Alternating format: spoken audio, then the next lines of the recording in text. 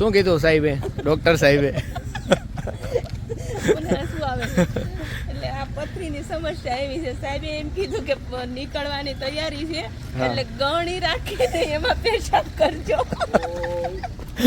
Breaking news થઈ ગયા છે ભાઈ, વિહાનભાઈ પડી ગયા છે અને વિહાનભાઈને વાગી ગયું છે. ક્યાં વાગ્યું બેટા? ક્યાં વાગ્યું બતાવો તો.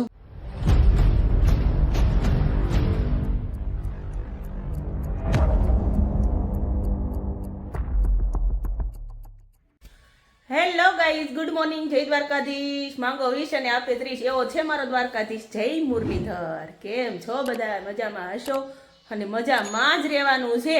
અને આપણા બ્લોગ જોતા હોય ને એને મજા જ આવ્યા કરે. અને જો અત્યારમાં બ્લોગ આજ તો સ્ટાર્ટ કરી દીધો છે. 2 દિવસ બ્લોગ નહોતી બનાવી શકી કેમ કે હું એકલી ઘરે હતી અને રોહિત ઘરે હતા ને એ મારા સપોર્ટમાં હોય ને તો મને મજા આવે. અને જો અત્યારમાં બા ને રોહિત બે બેસી ગયા છે. કૃષ્ણ, જય માતાજી. હવને હારા હારાવાના કરે. જય શ્રી કૃષ્ણ. જય દ્વારકાધીશ બધા મિત્રોને. ફરીથી આપણા નવા બ્લોગમાં આપ સર્વનું સ્વાગત છે. લાસ્ટ બ્લોગ આપણો ચોટીલાનો આવ્યો છે, તમે જોયા છે, દર્શન કર્યા છે માતાજીના સરસ મજાના. આપણે સૌએ સાથે મળીને દર્શન કર્યા છે અને અમે ઘણા સમય પછી ચોટીલા ગયા હતા એટલે ખૂબ મજા આવી. અને આજે ફરીથી પાછા જઈએ છીએ અમે અમરેલી. એમાં એવું છે હમણાં છે ને મહારાજ તે બધે મારી માટે જ બધે દોડા દોડી છે. કેમ કે કાલે મને પાછો પથરીનો દુખાવો રાતે ચાલુ થઈ ગયો હતો અને દવા થઈ ગઈ છે પૂરી. અને રોહિત 2 દિવસ હતા ફિલ્ડમાં એટલે એ ઘરે હતા ને એટલે દવા લેવા જવાનું નથી ને હવે દવા લેવા જઈએ છીએ, બરાબર ને? એટલે તમને બધાને એમ થશે કે કૈલાસબેન તો એના જ રોદના રોતા હોય, જ્યારે ને ત્યારે કંઈક ને કંઈક એનું ને એનું જ આવતું હોય. એવું મારો તમારે કોઈનો વારો નથી, એટલે હું એકલી સાચું છું બધું, એટલે સારું છે.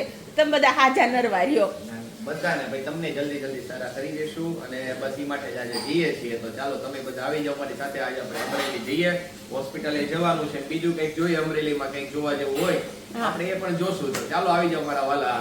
જય દ્વારકાધીશ. જય દ્વારકાધીશ. ચાલો.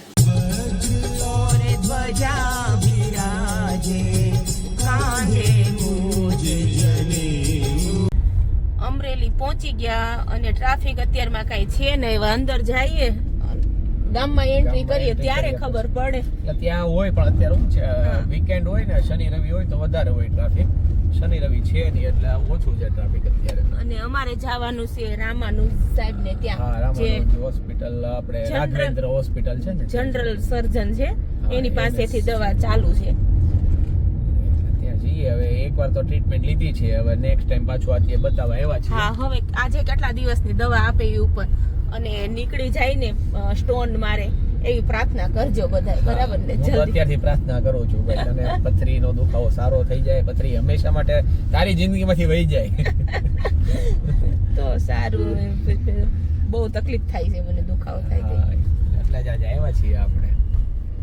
શેરડી દેખાવા મળી ગયા જો, ધીમે ધીમે જો પતંગ ને પતંગના સ્ટોલ શરૂ થઈ ગયા ભાઈ. ઉત્તરાયણ આવે છે ને હવે નજીકમાં, હવે તો ચાલુ થઈ જ જાય ને. હવે ત્યાં કઈ વાર નથી, 10 દિવસ ગણવાના. તો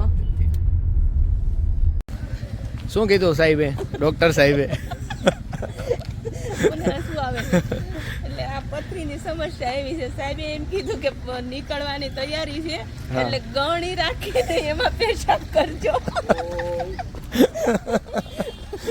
સાહેબે હસતા હતા એટલે ખબર પડે, મતલબ સાહેબ નું ક્યાંનું આપણે હસવામાં જાય, ખ્યાલ આવે એમ. નીકળી ગયો તો ખબર પડે, નીકળી ગઈ હોય તો ખબર પડે કે આપણે પછી સોનોગ્રાફી આ જો પાછળ જ હોસ્પિટલ છે અને સાહેબ રમૂજી છે એટલે એવી રીતે હસતા હતા.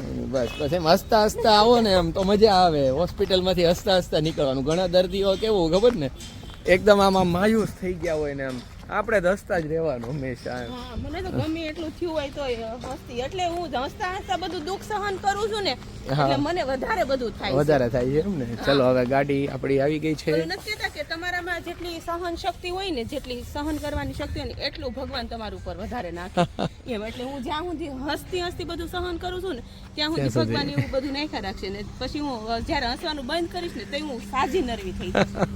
ચલો જઈએ. શું કીધું ડોક્ટરે? ડોક્ટરે ગવણીમાં પેશાબ કરવાનું કીધું. એમાં એવું છે કે પથરી અઠવાડિયામાં નીકળી જાય છે દુખાવો ઉષાબેન થાય એમ જ કહેતા હતા, અલગ તમે વેકી હા બેને એમ જ કીધું અને ડોક્ટર સાહેબે એમ કીધું કે તમે છે ને ઈ કે દવા અત્યારે લીધી છે અને દુખાવો થતો હોય ઈ કે નીકળવાની તૈયારી હોય ને એટલે દુખાવો થતો હોય એમ હું તારી હાથે જોવા આવી છે મીઠાઈ વાહ વાહ સરસ સરસ થેન્ક યુ હાલે ઈ બદલ ઉપર મીઠાઈ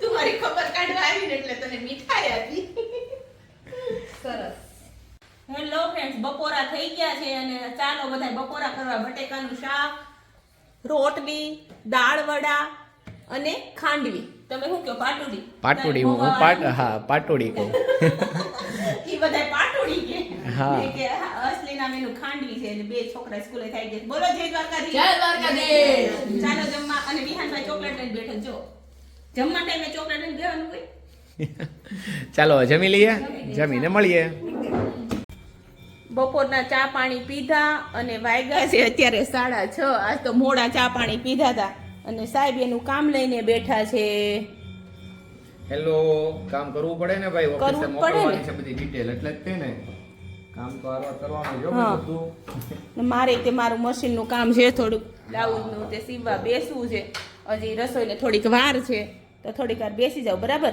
તમે તમારું કામ હું થઈ મારું ગયું કામ, હા, મારું કામ કરતા હોય, બીજું કંઈ. હા ક્યારના બેઠા છે અને તને કેમ બંગાસ આવે છે વિહાન તો હું તને ક્યારની કહું છું તું નાસ્તો કરી લે હાલ નાસ્તો કરાવું એ હાલ બેસો હાલો હા, ચાલો એને નાસ્તો કરાવી ક્યાં લે? બેસી જા ત્યાં અહીંયા બેસી જા ચાલ આવી જા એને ટીવી ની સામે હોય અહીંયા કેમ હાલ બેસી જા બ્રેકિંગ ન્યૂઝ થઈ ગયા છે ભાઈ વિહાનભાઈ પડી ગયા છે અને વિહાનભાઈને વાગી ગયું છે ક્યાં વાગ્યું બેટા ત્યાં વાગ્યું બતાવો તો હા જો ત્યાં ઓઠમાં છે ને એને દાંત વાગી ગયો છે અને ઉપર અહીંયા વાગ્યું ને બેટા અહીંયા જો મોઢું ખોલતો હા જો છે ને હવે ભાઈ સૂઈ ગયા છે અહીંયા ને બા બેઠા છે જય શ્રી કૃષ્ણ બા શું કહો છો તમે દોડા દોડી નંદી કેટલું ધ્યાન રાખો કેટલું ધ્યાન એવું થાય છે તો કેમ એવું થાય છે વધારે પડતો એક્ટિવ છે હા કે શાંતિ નહીં એને એટલે કંઈક ને કંઈક ઈ કરીને આવ્યો જ હોય એટલે બ્રેકિંગ ન્યૂઝ હોય જ તો અને એ પાછો પડીને આવ્યો ને એટલે મેડમ શું કહેતા હતા મેડમ ફેરવી નખાય બે લાફા પેલા હા સરસ ઈ તમે આડા આવી જાય નહીં તો પેલા તો હું નાખું કેમ કે અમે લેડીઝ હોય ને એને 2-3 વખત તો પેલા વોર્નિંગ દઈ દીધી હોય કે ધીમે રે ઠેકડા મારમાં ઈ બધું કહી દીધું હોય હા માને બધી ખબર હોય બાપાને ન ખબર હોય ત્યાં તો આડા આવ્યા હો એટલે રેવા દે કઈ કરતી નહીં મારતી નહીં હું પેલા નાખત જ બે તો પછી કેમ કે મેં પેલા એને હા. કીધું તું દોડા દોડી કરમાં કીધું તું મેં એને માં તો ગાય જેવી હોય બિચારી કેમ ગાય જેવી હોય ભેંસ જેવી હોય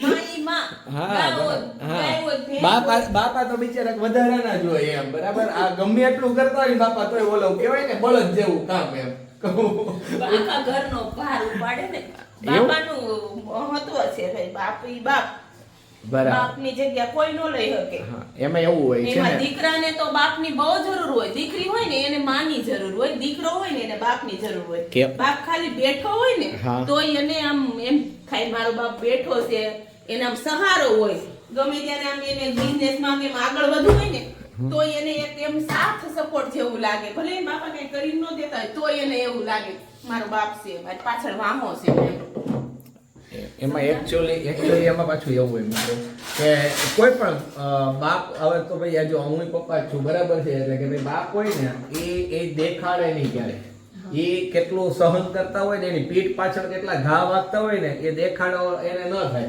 માં છે ને એ દેખાડી દે બરાબર કે જો તમારી હાટું આ કર્યું ને તે કર્યું ને તોય તમને ભાન નથી પડતી એમ બાપ ક્યારે એમ નથી કહેતો કે મેં તમારી માટે આ કર્યું કે તે કર્યું ઘરનું ઘરે તો હા એવું છે એમ કે આપણે એમ જ અમારે જેન્ટ્સ લોકો હોય ને એટલો બાપ હા પુરુષમાં ને એમાં ladies ફરક માં ફેર પડે હોય. અને આપણે કહેવાય છે ને કે જેન્ટ્સ ને શું કામ વધારે એટેક આવે કેમ કે જેન્ટ્સ છે ને વધારે પડતા રોતા ન હોય અને રોતા હોય ને જેન્ટ્સ કહેવાય નહીં હા. સીધી વાત છે એને બાયલા કહેવાય આપણી ભાષામાં ગુજરાતી ભાષામાં તો એને- આંખમાં આંસુ જેન્ટ્સ ને બહુ ઓછા જ આવતા હોય એટલે અંદર ને અંદર એ બધું સહન કરતા હોય ને એને હિસાબે જેન્ટ્સ ને વધારે એટેક આવે છે આ તારણ નીકળ્યું છે અને લેડીઝ છે ને ઈ રોઈ લઈ હું હાલતા ને ચાલતા રોવે ને રોવડાવે ને કઈ એક વાના કરે એટલે મારે તો બહુ ઓછું રોવાનું શું જગદીન રો નહીં. હા સ્ટ્રોંગ વુમન છે સ્ટ્રોંગ. હા, હું બહુ ઓછી, મને આંસુડા આવી જાય પણ ઓછા આવે એમ. એટલે કોઈ સ્ટ્રોંગ છે. Kailash Prajapati is very very very strong woman in the world. આખી દુનિયામાં ઇન ધ વર્લ્ડ, આખી દુનિયામાં એમ. અને જો ભાખરીની હું આવી ભીનું છે ભાખરીનું. ચા ને ભાખરી બનાવવાની છે. હા, એકદમ કકડી મસ્ત ભાખરી. ખૂબ સરસ. ચાલો ચા ને બધાને ગાઈઝ ને ખબર જ છે હું ભાખરી કેવી બનાવું છું. એમ મેં છે. મારી ભાખરીના ઘણી વાર વખાણ કર્યા છે. ખૂબ સરસ. અને હવે બસ જો આ રીતે હસી ખુશી સાથે આજનો વ્લોગ એ પૂરો કરવાનો સમય થઈ ગયો છે. અને જો એમની પથરી માટે આજે સવારમાં ગયા હતા દવાખાને, તે દવા લીધી અને સરસ મજાનો દિવસ ગયો હતો. પણ સાંજે અત્યારે વિહાન પાછો રમતા રમતા પડી ગયો છે અને નીચે દાંત એને હોઠમાં વાગી ગયો છે. પણ અત્યારે વાગ્યું એટલે તરત ઈ બોલ્યો, હું ખબર છે મમ્મી હું કાલે સ્કૂલે નહીં જાઉં. અને આમે તે કાલે હું છે સેટરડે છે એટલે કીધું કે કોઈ વાંધો નહીં ભાઈ, ભલે આપણે પહેલા તો આપણો છોકરો મહત્વનો છે, બાકી બધું તો પછી ચાલે જ રાખવાનું છે. એજ્યુકેશન તો આખી જિંદગી ચાલે જ રહે. જ્યાં સુધી આપણે જીવીએ છીએ ત્યાં સુધી શીખવાનું જ હોય છે. સ્કૂલમાં હોય ત્યાં સુધી એ, બાકી આખી જિંદગી બધું શીખવાડते હોય છે. અને આ સાથે જે આજનો બ્લોગ પૂરો કરીએ છીએ. આશા રાખીએ તમને અમારા બ્લોગ ગમતા હશે. જે રીતે સપોર્ટ કરો છો એ રીતે સપોર્ટ કરતા રહેજો. વિડીયોને લાઈક કરજો, તમારા ગ્રુપમાં શેર કરજો અને કોમેન્ટ્સ જરૂરથી કરજો. નવા વિડીયોમાં જલ્દી મળશું. હવે આ ધીમે ધીમે પાછું હું છે ડેઈલી રૂટીનમાં આવતા જશું, એવી રીતે આગળ વધતા જશું. કેમ કે હમણાં મેડમની તબિયત ખરાબ થઈ છે અને હું પણ મારા બિઝનેસમાંથી ફ્રી નથી રહેતો, એટલે ડેઈલી વ્લોગ એટલા માટે અમે નથી બનાવી શક્યા. ઘણી કોમેન્ટ આવી હતી લાસ્ટ વ્લોગમાં કે ભાઈ ડેઈલી વ્લોગ ચાલુ કરી દો. ઈ તો વાત બરાબર છે. જે લોકો જોડાયા હોય એને ટેવ પડી ગઈ હોય રોજે રોજ જોવાની અને મજા આવતી હોય તો જ અને અમને પણ આનંદ થાય અમને બહુ મજા કે આવે. ભાઈ તમે અમને કોમેન્ટ્સમાં કહો છો ભાઈ ડેઈલી વ્લોગ બનાવો એમ. બરાબર, અમે રાહ જોઈએ છે. એટલે અમારા માટે ગર્વની વાત છે કે ભાઈ અમારું જે અમે કામ આ કરીએ છીએ વિડીયોનું, બરાબર તમને ગમે છે એમ. એટલે અમે કોશિશ કરશું ધીમે ધીમે પાછા ડેઈલી રૂટીનમાં આવી જાય રીતે. ત્યાં સુધી હવે રજા લઈએ છીએ અને મારી વાણીને વિરામ આપું છું. જય માતાજી, જય દ્વારકાધીશ.